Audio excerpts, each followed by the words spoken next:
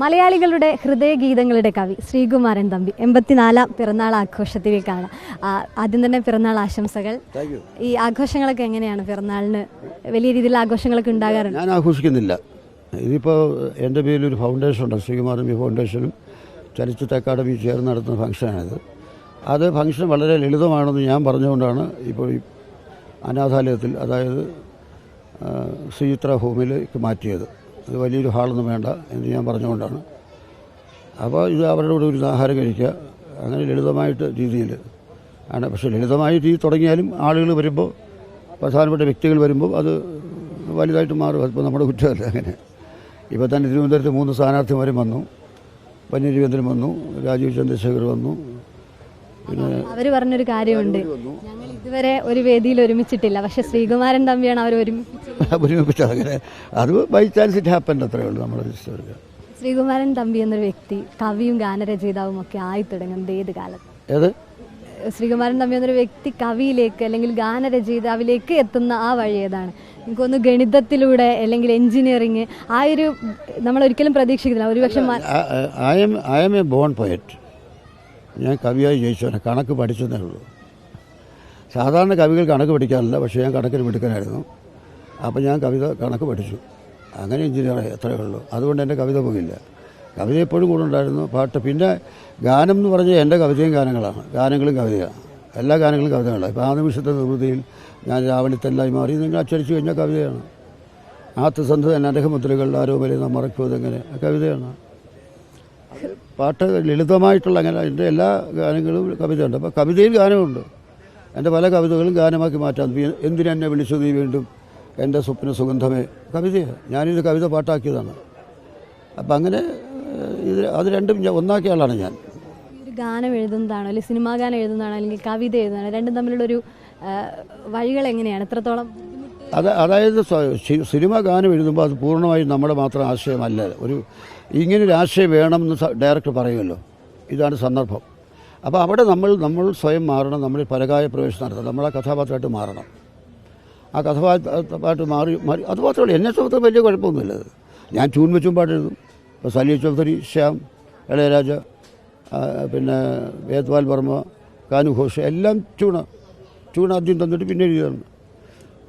അപ്പോൾ അതുകൊണ്ട് ഞാൻ എഴുതുന്നതിന് എൻ്റേതായ ഒരു ട്യൂണിലാണ് ഏത് പാട്ട് എഴുതുന്നത്. അപ്പോൾ അതുകൊണ്ട് എന്നെ സംബന്ധിച്ചും കവിതയും ഗാനവും ഒന്ന് തന്നെയാണ്. എൻ്റെ പാട്ടുകളിൽ ഭൂരിപക്ഷവും കവിതകളാണ്. ഹൃദയ സരസിലെ പ്രണയപുഷ്പമേ, അതേപോലെ തന്നെ മംഗളങ്ങൾ നേരുന്നു, ഇതൊക്കെ പ്രണയം, വിരഹം, കുടുംബം, ഇതൊക്കെ വലിയ വിഷയങ്ങളാണല്ലോ. അപ്പോൾ ഇതൊക്കെ അനുഭവങ്ങളാണോ എഴുത്ത്? അനുഭവങ്ങളാണ്. എപ്പോഴും ഏത് കവിയുടെയും കവിതകളിലും ഗാനങ്ങളിലും അനുഭവങ്ങൾ പ്രതിഫലിക്കും. ഉറപ്പായിട്ടും പ്രതിഫലിക്കണം. ഇപ്പോൾ മംഗളം തരുന്നു, ഞാൻ മനസ്സിന് മംഗളം തരുന്നു എഴുതുമ്പോൾ എനിക്ക് വളരെ കാരണം അങ്ങനെ അനുഭവം എൻ്റെ ജീവിതത്തിലുണ്ട്. അപ്പോൾ നമ്മളെ വിട്ടുപോകുന്ന കാമുകിയെ ദ്രോഹിക്കുന്നവനല്ല നല്ല കാമുകൻ, അവർക്ക് മംഗളം തരുന്നവനാണ് നല്ല കാമുകൻ. തീർച്ചയായിട്ടും പ്രണയം കവിതയെ സ്വാധീനിച്ചിട്ടുണ്ട്, കവിത സ്വാധീനിച്ചിട്ടുണ്ട്, ജീവിതം സ്വാധീനിച്ചിട്ടുണ്ട്. കുട്ടിക്കാലത്തെ ബുദ്ധിമുട്ടുകൾ, കുട്ടിക്കാലത്തെ വിഷമം, ദുഃഖം, അമ്മയുടെ ദുഃഖം, പഠിക്കാൻ വിഷമം, പഠിക്കാൻ ഫീസില്ല, കൊടുക്കാനില്ല, അവിടെ നിന്ന് ഇവിടെ എത്തി ഞാൻ. അപ്പോൾ അത് നിസ്സാരമായൊരു വളർച്ചയല്ല, വളരെ കല്ലിലും മുള്ളിലും നടന്ന് കയറിയിട്ടാണിപ്പോൾ തരക്കേടില്ലാത്തൊരു തള്ളത്ത് നിൽക്കുന്നത്. ശ്രീകുമാരൻ തമ്പിയുടെ ഒരു ആരാധികയാണ്, പിന്നീട് സഖിയായി മാറുന്നതും. അപ്പോൾ ഈ കവിത എഴുതുന്നതൊക്കെ കാണിക്കുന്നതും ആദ്യം കാണിക്കുന്നതൊക്കെ ഭാര്യയെ തന്നെയാണ്. അത് അനേകം ആരാധികമാരുണ്ടായിരുന്നു. എനിക്ക് ഏറ്റവും ഇഷ്ടപ്പെട്ട ആരാധിക ഭാര്യ എത്രയോ. അതെ അതെ അതെ അതെ അതെ അതെ. സംസാരിച്ചപ്പോൾ ഈ മലർക്കൊടി പോലെ അതിലെ ഈ ചരണമാണ് എന്നെ ഏറ്റവും കൂടുതൽ കണ്ണ് നിറപ്പിച്ചത്. ഞാനും യേശു ഒരു പ്രായമാണ്. ഞാൻ നേരത്തെ കല്യാണം കഴിച്ചു, എനിക്ക് നേരത്തെ മകളുണ്ടായി. അപ്പോൾ യേശു കല്യാണം കഴിച്ചതിന് ശേഷം കുട്ടികളുണ്ടായില്ല. അപ്പോൾ എൻ്റെ മകളെ എടുത്ത് മടിയിരിക്കുമ്പോൾ യേശുദാസ് പറയും, നിൻ്റെ കല്യാണത്തിൽ എന്നെ പാടാൻ വിളിക്കണം എന്നൊക്കെ പറയുമായിരുന്നു. അപ്പോൾ അങ്ങനെ യേശു പിന്നീട് കല്യാണം കഴിച്ചിട്ട് കുട്ടികളുണ്ടായില്ല. 5-6 വർഷം കഴിഞ്ഞാൽ കുട്ടികൾ, 7ാമത്തെ വർഷം കുട്ടികളുണ്ടാകും. പക്ഷേ എന്തോ ബൈ ചാൻസ് ഞാൻ എഴുതിയ മലർക്കൊടി പോലെ വർണ്ണത്തുടി പോലെ, ഇപ്പോൾ നേരത്തെ പറഞ്ഞ പോലെ സലീൽ ചൗധരിയാണ് അദ്ദേഹം വന്ന് ട്യൂൺ അനുസരിച്ച് ചെയ്യുക. അതിൽ കാലമറിയാതെ ഞാൻ അച്ഛനായി, കഥയറിയാതെ നീ പ്രതിച്ഛായേ എന്ന വരികളുണ്ട്. അത് യേശുദാസിന് വേണ്ടി പാടുന്നത് ജാനകിയും യേശുദാസും പാടുന്നു. ജാനകി പാടുന്നുണ്ട് ആദ്യം, പിന്നെ അമ്മയായിരുന്നു പാടുപാട്. അവിടെ സ്വന്തം കുട്ടിയല്ല അവർ വളർത്തുന്നത്. പക്ഷെ ആ സ്വാഭാവികമായിട്ട് ആ സമയത്ത് പുള്ളിയുടെ മനസ്സിൽ അത് പുള്ളി അച്ഛനാവാൻ കാത്തിരിക്കുകയായിരുന്നു. അപ്പോൾ കാലം എപ്പോഴാണെന്നറിയില്ല. അപ്പോൾ ശരിക്കും അതുമായിട്ട് ചോദിച്ചു വന്നു, കാലം അറിയാതെ ഞാൻ അച്ഛനായി എന്നുള്ളത്. അതെങ്ങനെ സംഭവിച്ചെന്ന് പറഞ്ഞാൽ ക്രിയേറ്റേഴ്സിൻ്റെ മനസ്സിൽ ചിലതുണ്ട്, നമ്മളെ നിമിത്തങ്ങളുണ്ട്, ആ ചിലതങ്ങനെ വന്നു തരും. ഈ അപ്രിയ സത്യങ്ങളോട് എപ്പോഴും കലഹിക്കുന്ന ഒരാളാണ് ശ്രീകുമാരൻ തമ്പി. ഒരു പക്ഷേ എനിക്ക് തോന്നുന്നു ഇപ്പോൾ ലേറ്റസ്റ്റായി നോക്കി സാഹിത്യ അക്കാദമിയിലെ വിഷയങ്ങളിൽ പോലും കൃത്യമായ നിലപാടെടുത്ത ഒരാളാണ്. എല്ലാ കാലത്തും അതേ രീതിയിൽ മുന്നോട്ട് പോയൊരു എപ്പോഴും അങ്ങനെയാണ്. അത് ഞാനാവല്ലേ കഴിയുള്ളൂ, എനിക്ക് വേറൊരാളാവാൻ കഴിയില്ല. പിന്നെ ലാഭത്തിന് വേണ്ടി നമ്മൾ ഒരു വിട്ടുവീഴ്ചയും ചെയ്തിട്ടില്ല ജീവിതത്തിൽ. ലാഭം ഉണ്ടാക്കാൻ വേണ്ടി അങ്ങനെ 26 പടം പ്രൊഡ്യൂസ് ചെയ്ത് ഞാനിപ്പോൾ കോടീശ്വരനാവില്ലേ. 26 സിനിമ പ്രൊഡ്യൂസ് ചെയ്ത, ഫീച്ചർ ഫിലിം പ്രൊഡ്യൂസ് ചെയ്ത, 42 ഡോക്യുമെൻ്ററി എടുത്ത് ഞാനിപ്പോൾ കോടീശ്വരൻ. ഞാനിപ്പോഴും സാധാരണക്കാരനാണ്, കോടീശ്വരനല്ല. അപ്പോൾ അതിനർത്ഥം എന്താണ്? ഞാൻ വിട്ടുവീഴ്ച ചെയ്തില്ല എന്നുള്ളത്. എൻ്റേതായ ആദർശങ്ങളിൽ ഉറച്ചു നിന്നു. അതായത് ഒറ്റ വാചകത്തിൽ ഞാൻ പറയാൻ, ജീവിതത്തിൽ 2 വഴികളുണ്ട്. എങ്ങനെയും ജീവിക്കാവുന്നൊരു വഴിയുണ്ട്. ചാരായം മാറ്റി ജീവിക്കാം, മനസ്സിലായില്ലേ? വേശ്യാലയം നടത്തി ജീവിക്കാം, എങ്ങനെയും ജീവിച്ചാൽ മതിയെങ്കിൽ എങ്ങനെയും ജീവിക്കാം. പക്ഷെ ഇങ്ങനെ ജീവിക്കുന്നൊരു വഴിയുണ്ട്. ആ വഴിയാണ് ഞാൻ സെലക്ട് ചെയ്തത്. എങ്ങനെയും ജീവിക്കാമെന്നുള്ള വഴി ഞാൻ സെലക്ട് ചെയ്തില്ല, ഇങ്ങനെയും ജീവിക്കും എന്ന് ആ വഴി ഞാൻ സെലക്ട് ചെയ്തു. ആ വഴിയെ എനിക്ക് പോകാൻ പറ്റുള്ളൂ. എനിക്കതിന് പെട്ടെന്ന് മറ്റേ വഴിയിലേക്ക് പോകാൻ പറ്റും. ഈ വഴി ഞാൻ കടന്നു പോയി വഴിയെ പോയിക്കോളൂ, വീട് അവസാനിക്കും, ഒരിടത്ത് വീട് മരിക്കും. അപ്പോഴും ഇതേ ആശയത്തിൽ ഇതേ ലക്ഷ്യത്തിൽ തന്നെ നിൽക്കും, യാതൊരു സംശയമില്ല. കാരണം പണമോ സ്വത്തോ ഒന്നും എനിക്ക് ലക്ഷ്യമല്ല. എനിക്ക് ഒരു വീട് വേണം, ഒരു കാറുണ്ടേ നല്ലത്. അതുകൊണ്ട് എന്തിനാ ഇപ്പം നമുക്ക് 1500 സ്ക്വയർ ഫീറ്റ് വീട് വരെ, എന്തിനാ 1.5 ലക്ഷം സ്ക്വയർ ഫീറ്റ് വീട്? 6 അടിക്കലേ കിടക്കാൻ പറ്റുള്ളൂ. ഞാൻ 1.5 ലക്ഷത്തിന് സ്ക്വയർ ഫീറ്റ് വീട് വെച്ചാൽ എനിക്ക് ഒരു കട്ടിലേ കിടക്കാൻ പറ്റുള്ളൂ, അല്ലേ? അപ്പോൾ അങ്ങനെയുള്ള ചിന്തകളൊന്നും എനിക്കില്ല. ഇതിനെ തോട്ട് ബിഗർ, ഒരുപാട് പണം ഉണ്ടാക്കണം, മാള് തുടങ്ങണം, തിയേറ്റർ കിട്ടണം. ഞാൻ വിചാരിച്ചു നിഷ്പ്രയാസം അരിപ്പാട്ട് തിയേറ്റർ കിട്ടായിരുന്നു, ഞാൻ കിട്ടിയില്ല. നിഷ്പ്രയാസം കിട്ടാൻ വേണം. അപ്പോൾ അതൊന്നും എൻ്റെ ലക്ഷ്യമായിരുന്നില്ല. എൻ്റെ ലക്ഷ്യം ജനങ്ങളോടൊപ്പം നിൽക്കുക, അവർക്ക് ഇഷ്ടമുള്ളത് കൊടുക്കുക. പിന്നെ ഞാൻ എഴുതുന്നതും പറയുന്നതും ജനങ്ങൾക്ക് മനസ്സിലാകണമെന്ന് എനിക്ക് വളരെ നിർബന്ധമുണ്ട്. ഞാൻ ബുജി സ്റ്റൈലിൽ കവടകവിത എഴുതുന്നില്ല, ശ്രീകുമാരൻ കവിത എഴുതുന്നില്ല. ഞാൻ എഴുതുന്ന വരികൾ ജനങ്ങൾക്ക് മനസ്സിലാകണം. ജനങ്ങൾക്ക് മനസ്സിലാകാത്ത ഒരു വരിയും ഞാൻ എഴുതിയിട്ടില്ല. അതുകൊണ്ടാണ് അതിനെ പ്രതിരോധിക്കുന്നത് തന്നെ. അതായത് അങ്ങനെ ഞാൻ പറയുമ്പോഴത്തേക്ക് അയാൾ പഴഞ്ചൻ എന്ന് പറയുന്ന അപ്പോഴത്തെ ഇവൻ ബുദ്ധി ചെയ്യാമെന്ന് അവൻ്റെ വിചാരം. അവർക്ക് വെറും സ്വയം ഊതി വിർപ്പിച്ച ബലൂണുകളാണ്. മുട്ടുസൂച്ച് കുത്തിയാൽ പൊട്ടിപ്പോകും. അതായിപ്പോൾ കണ്ടത് ഒരു സ്വയം ഊതി വിർപ്പിച്ച ബലൂണാണ്. ശ്രീകുമാരൻ നമ്മുടെ മുട്ടുസൂ കൊണ്ട് കുത്തുമതി, പൊട്ടിപ്പോകും. കാരണം അകത്ത് ശൂന്യമാണ്, ഒന്നുമില്ലേ. ഇവിടെ അല്ല, ഇവിടെ കുറച്ചുണ്ട്, ചില സാധനങ്ങളുണ്ട്. തീർച്ചയായിട്ടും ശത്രുക്കളെ ഞാൻ ഒരിക്കലും പേടിച്ചിട്ടില്ല. ശത്രുക്കളെ പേടിച്ചാൽ ഞാൻ ഇവിടെ എത്തുകയില്ല. എന്നെ വേറെ എന്തെങ്കിലും ഫീൽഡിലേക്ക് പോയാൽ കൺസ്ട്രക്ഷൻ കമ്പനി തുടർത്തി ഫ്ലാറ്റുകളൊക്കെ കെട്ടി കുറെ കൂടീശ്വരനായിരുന്നു. അങ്ങനെ ശത്രുക്കളെ ഒരിക്കലും ഭയന്നിട്ടില്ല. ഗാനരചയിതാവ് എന്നുള്ള രീതിയിൽ ഇപ്പോഴുള്ള സിനിമാ പാട്ടുകളൊക്കെ ശ്രദ്ധിക്കുന്നുണ്ടാവില്ല. ഒരു പക്ഷേ ഏതെങ്കിലും ഈ ഗാനങ്ങൾ ഇപ്പോൾ കവിതകളായാൽ പോലും അന്തരീക്ഷം മാറി, കലാന്തരീക്ഷം മാറി, സാമൂഹിക അന്തരീക്ഷം മാറി, സംഗീതത്തിൻ്റെ അന്തരീക്ഷം മാറി. അപ്പോൾ അങ്ങനെ വരുമ്പോൾ ഇന്നത്തെ പാട്ടുകൾ ഇങ്ങനെ വരും. അതുകൊണ്ട് ഞാൻ എഴുതുന്നില്ല എന്നുള്ളത്. ഇന്നത്തെ പാട്ട് എനിക്ക് എഴുതാൻ പറ്റില്ല. ഇന്നത്തെ പാട്ട് എഴുതി കഴിഞ്ഞാൽ എൻ്റെ പഴയ പാട്ടുകൾ കൂടി നിരാകരിക്കപ്പെടും. തമ്പി സാർ ഇങ്ങനെ എഴുതാൻ തുടങ്ങിയോ? അപ്പോൾ എന്ന് പറഞ്ഞാൽ എൻ്റെ പഴയ പാട്ട് പോലും അവർ ഓർക്കാതാവും. അപ്പോൾ എൻ്റെ പഴയ പാട്ട് നിലനിൽക്കാൻ വേണ്ടി ഇപ്പോൾ എഴുതാത്തത്. ഇപ്പോഴുള്ള പാട്ടുകളുടെ മൂല്യച്യുതി നഷ്ടപ്പെടുന്നു എന്നുള്ളത് തീർച്ചയായും. അല്ലത് പാട്ടിൽ, സിനിമാ പാട്ടിൽ മാത്രമല്ല, എല്ലായിടത്തും നഷ്ടപ്പെട്ടുകൊണ്ടിരിക്കുക. ജീവിതത്തിൻ്റെ എല്ലാ മേഖലകളിലും. ഇപ്പോൾ കുട്ടികൾ മയക്കുമരുന്ന് ഉപയോഗിക്കുന്നു. ഇപ്പോൾ ഞങ്ങളുടെ കാലത്ത് മയക്കുമരുന്ന് ഉപയോഗിക്കുന്നുണ്ടായിരുന്നു. ഞങ്ങളുടെ കാലത്ത് സിഗരറ്റ് രഹസ്യമായിട്ട് വലിക്കുന്ന അപൂർവം കുട്ടികളുണ്ടായിരുന്നു. അത്രയേ ഉള്ളൂ. ഇന്നത്തെ സമുദായമാണ്, ഇന്നത്തെ സമൂഹമാണ്. സമൂഹം മാറി, അപ്പോൾ കലയും മാറും.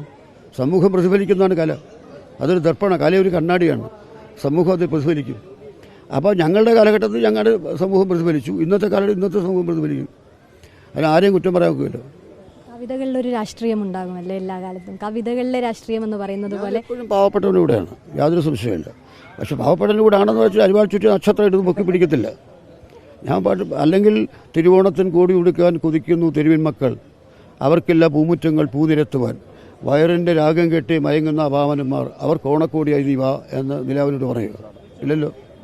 അതുപോലെ അഭയാർത്ഥി സംഘങ്ങൾ അജയ്യരായി ഉയരും, അരമന കോട്ടകൾ തകരും, അടിമതൻ കണ്ണിൽ നെരിയുന്ന നൊമ്പരം അഗ്നിനക്ഷത്രമായി വിടരും, നാളെ അഗ്നിനക്ഷത്രമായി വിടരും.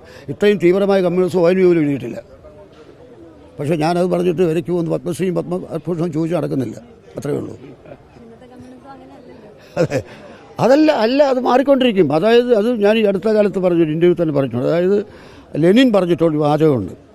ലെനിൻ പറഞ്ഞ ഇതിനാണ് ഈ ഇപ്പോൾ മാർക്സും എംഗൽസും നമ്മുടെ മാർക്സിസം, കമ്മ്യൂണിസ്റ്റ് മാനിഫെസ്റ്റോ, മൂലധനം എന്നുള്ള നമ്മുടെ കൃതി, ഇതെല്ലാം അവരുടെ കാലഘട്ടത്തിൽ മാർക്സും എംഗൽസും, അത് കഴിഞ്ഞ് അതിനെയെല്ലാം ക്രോഡീകരിച്ച് രൂപപ്പെടുത്തിയെടുത്ത് ലെനിനാണ്.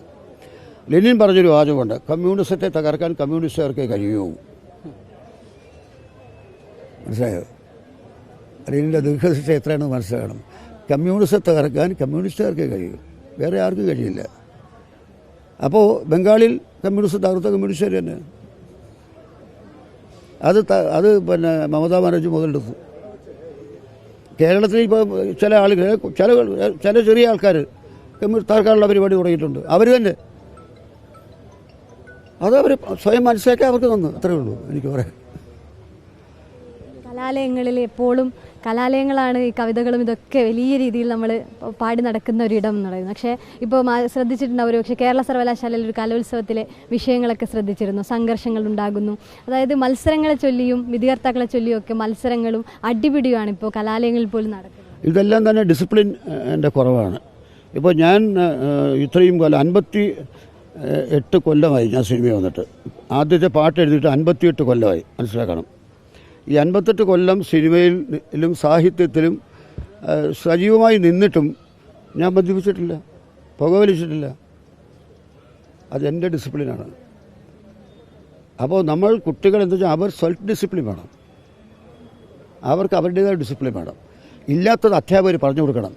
ഇന്ന് അധ്യാപകർക്ക് ഡിസിപ്ലിൻ ഇല്ല, പിന്നെന്ത് ചെയ്യും?